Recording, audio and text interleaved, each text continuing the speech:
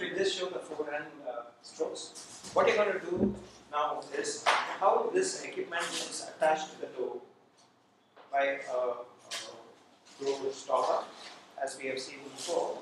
And this toe stopper can help us to play stroke. That people stay here and they will just make a forehand movement.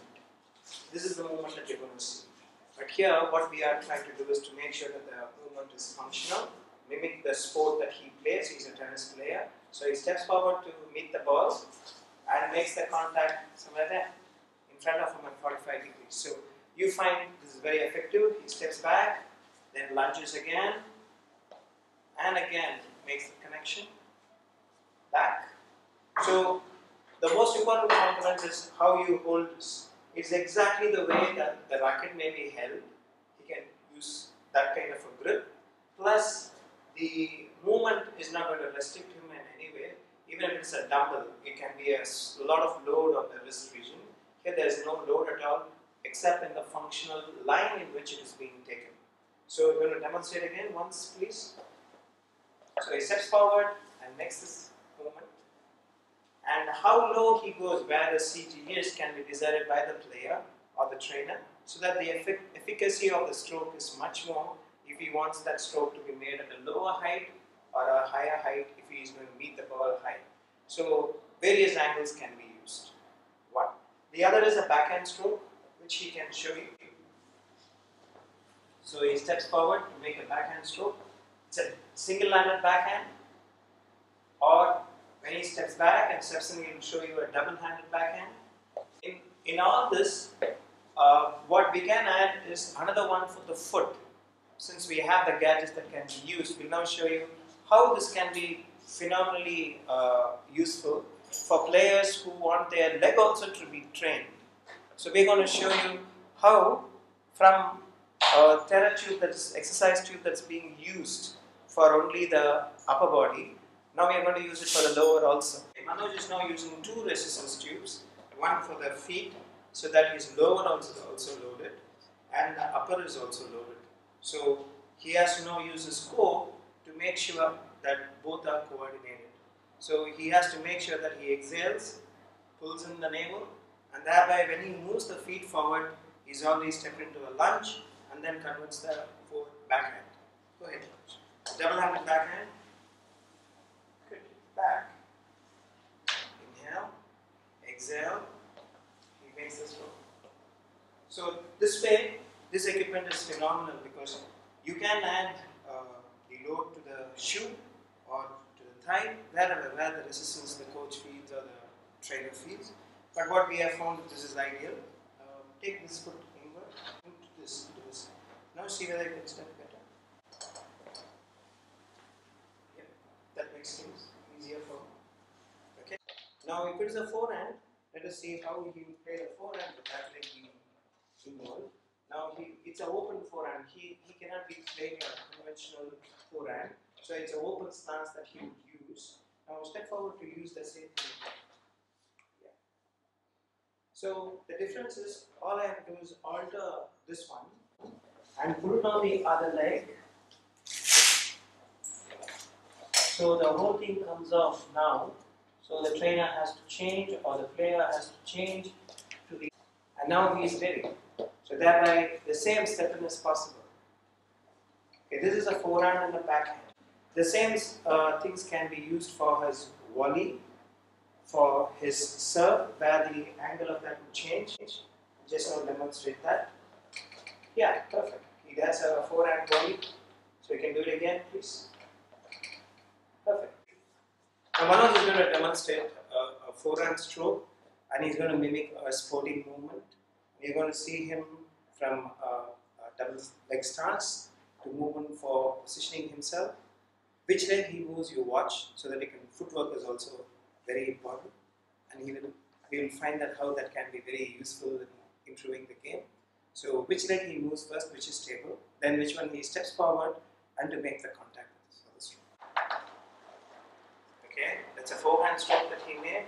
Then again, he's going to do a backhand stroke. He steps in and then moves forward.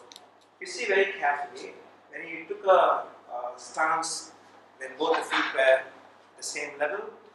Normally when we want to move to the right, we used to take the left foot across.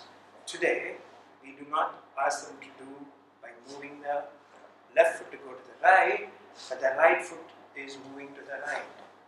So it's much easier to choose this direction because the energy, the efficacy in the direction that you want to move is superior and the core coverage is better in a shorter period of time. So both are to be done the same. So we have added, see very carefully, there is a 25 and a 20 here, a 15 and a 10 here, and a 25 on that. So even if I do not have a complete 25 on each side, I can balance them both by ensuring that a different strength can be used upon the weight that is being given. So 10 and a 15 on one side and a 25 on the other would yield the same effect as you prefer to have. So one set would be sufficient for us to use it and make sure that it doesn't have any kind of asymmetry that may come about. Okay. What we're going to demonstrate now is how a Swiss ball can be used, and the same forehand stroke is now having focus for the core muscles plus the internal oblique of one side and the external oblique on the other, forming a couple to make the stroke more effective. The obliques do come into play. So Manoj now takes the support of the Swiss ball, which is a mobile platform, on which he is seated, and he is able to create a stroke wherein the load is on the obliques now. So he is appearing to use a double-handed forehand. It can be similar, but this can be more effective to bring about a training for the external oblique and internal obliques and the core. So you are going to activate your TA, pull in your navel, and now exhale as you do the stroke. Back, again, turn. It appears very simple, but the more the load is, if I'm going to have more resistance added, the individual has to literally produce a torque effect which can produce the muscles in the abdomen to work harder, and the shoulder and the chest muscles. Okay. So the same thing can be done on the backhand. So in all this, the body is aligned the way that he is taking a tennis stroke. He is not extending it, he is not keeping it too close. He is relaxed in the way that he plays the stroke. So the same muscle groups in the core region are being used for this particular exercise. And can you make the backhand please? So he activates his TA and starts his movement and completes that as he exhales. So when the whole abdomen is being squeezed, you exhale. Inhale when it comes to the neutral position, and he exhales again. This we will be able to isolate when we are seated, and since there is a mobile platform, his postural muscles in the erector spinae could also come into action, and this mobile platform gives him the opportunity to be aware of these muscles. So Manoj will be now demonstrating his tennis stroke, how the same equipment that we have seen before, players and badminton players, which has been designed by the DAYAL. Now he is going to show you that equipment. You are able to see that, and now he is going to demonstrate the serve.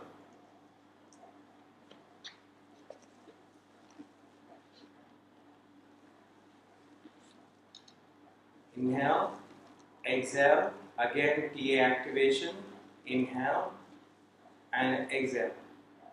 Okay. Spark Institute Sports Performance Assessment, Rehabilitation, Research Counseling Institute. So it's a spark. We are only a spark, the fire is with you. So we are able to heal a lot of injuries, which may be sports related, or recreational sport related, or adventure sport related, or fitness related. So in all these injuries, wherever there is a requirement for rehabilitation and restoration of the body back to its original level of performance, it is ideal that the exercise is chosen properly.